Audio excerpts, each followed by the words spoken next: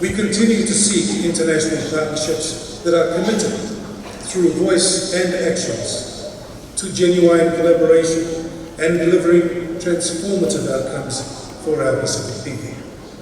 The Pacific Partnerships for Prosperity Initiative is our hand extended to the world, an invitation to engage with us meaningfully and to reset the narrative for our region. Together, we can address the Pacific Islands' unique challenges. Together, we can provide real, tangible benefits to the people of the Pacific.